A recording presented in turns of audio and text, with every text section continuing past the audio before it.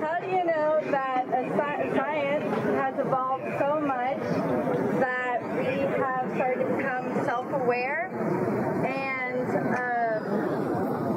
over time, since we're self-aware, we're starting to question, like, why are we here?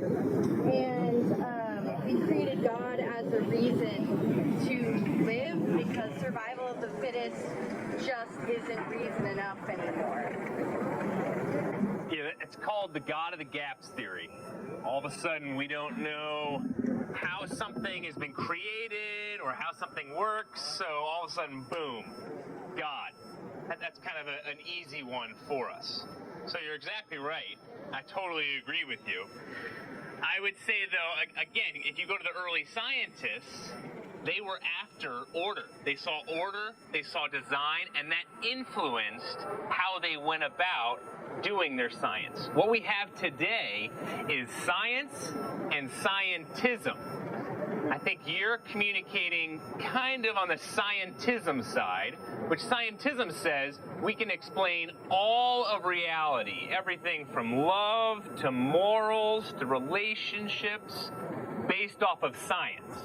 And a lot of people are saying that today. Science is more the empirical investigation, provability, theories, hypotheses.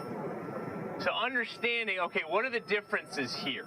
Is my philosophy for life being influenced by scientism, or am I separating science from philosophy, the humanities, and understanding it that way? A lot of people say to me, Cliff, if you can't scientifically prove something, it's not true.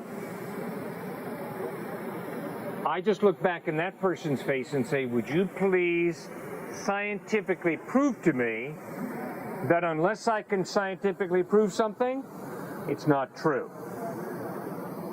And what I'm trying to drive home is the statement, unless you can scientifically prove something it's not true, is not science. It's philosophy. Okay? It's a philosophical statement.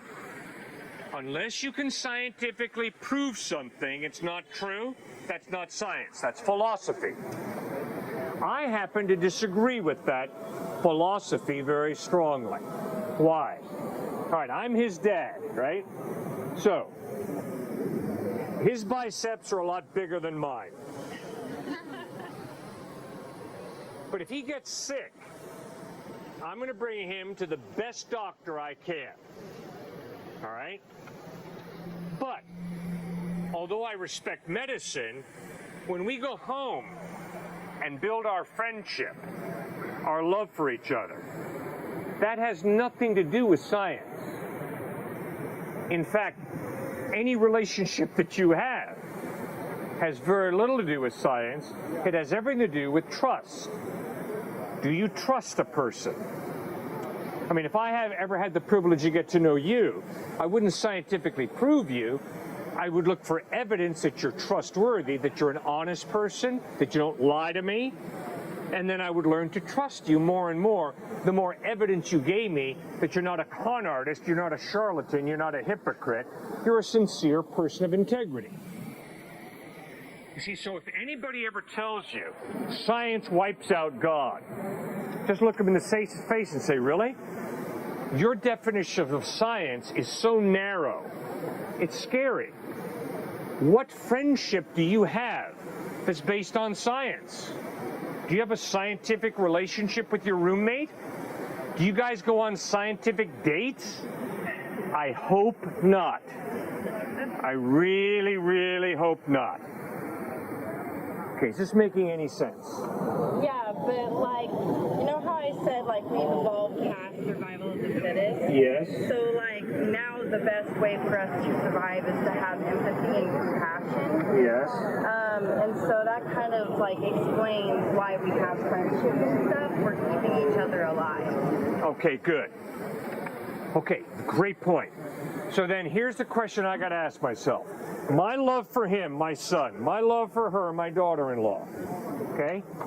Is that love programmed by my genetic makeup? Is it simply a chemical reaction? And I'm sorry, ma'am, I'm a minister at a church, and I got to work with deadbeat dads, and I got to work with deadbeat moms. And I know beyond the shadow of a doubt that no dad has to love their children. No mom has to love her children. And I'm afraid that I'm talking to some people here who know exactly what I'm talking about. I'm afraid that some of you standing right here, the odds are you had a deadbeat dad or you had a deadbeat mom. Others of you know that your parents sacrificed for you and they love the living snot out of you. No offense, but they love the snot out of you, okay? And you know that, and you revel in that. But man, I'm convinced nobody has to love their kid. You choose to love your kid. Now, are there genetic urges? Yes. But there are more than enough deadbeat dads that you know of to know that no dad has to love their child. See, I would argue that my observation of life and your experience of life is we have a free will. I can have a racist attitude towards her, or I can respect her as a human being created in the image of God. And I don't have to do either. I choose. And she chooses.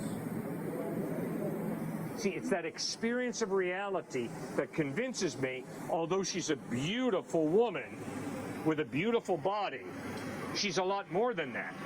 She has a soul, she has a mind, she has emotions, she has personhood, and if I have the privilege of getting to know her, we can build a trust relationship. Does that make any sense? Yeah, I have another question. 最後までご視聴いただき、ありがとうございました。皆さんに神の祝福と知恵が与えられますように。